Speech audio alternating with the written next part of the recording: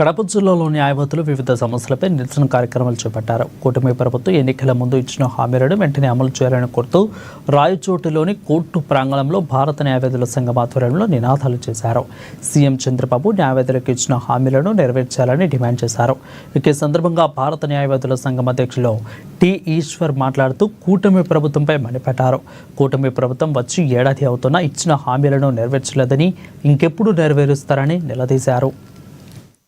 ప్రభుత్వం అధికారంలో రాక మునుపు న్యాయవాదులకు సంబంధించిన సమస్యలన్నిటిపైన హామీలు ఇచ్చారు. వాటిని నెరవేరుస్తామని, ముఖ్యంగా న్యాయవాదుల పరిరక్షణ చట్టాన్ని తీసుకొస్తాం, బిల్లు అసెంబ్లీలో పాస్ చేస్తాం. ఈ చట్టాన్ని త్వరగా తీసుకురావడానికి కేంద్ర ప్రభుత్వం పైన ఒత్తిడి తీసుకొస్తాం. దేశవ్యాప్తంగా కూడా ఈ పరిరక్షణ చట్టాన్ని అమలు చేయడానికి రాష్ట్ర ప్రభుత్వంగా మేము పూర్తిగా సహకరిస్తామని చెప్పేసి అధికారంలోకి రాకమునుపు కూటమి ప్రభుత్వం అధినేతగా ఉన్న చంద్రబాబు నాయుడు గారు హామీ ఇచ్చారు. ఈ హామీలన్నింటినీ కూడా ప్రభుత్వం వెంటనే అమలు చేయాలని చెప్పేసి మేము గుర్తు చేస్తున్నాం.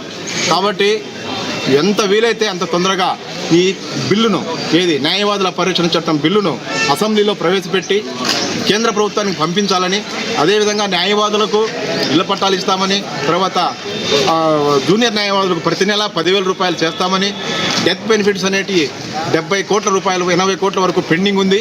మన రాష్ట్ర ప్రభుత్వం బార్ కౌన్సిల్కి ఇవ్వాల్సిన డబ్బులు ఇవ్వాలి.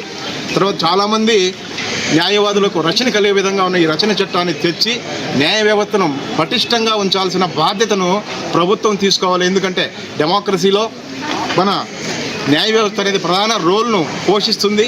దీన్ని నిలబెట్టుకోవడానికి పార్ట్ అండ్ పార్సల్ అయిన న్యాయ వ్యవస్థలో భాగమైన న్యాయవాదులు భద్రత అనేది చాలా ముఖ్యము.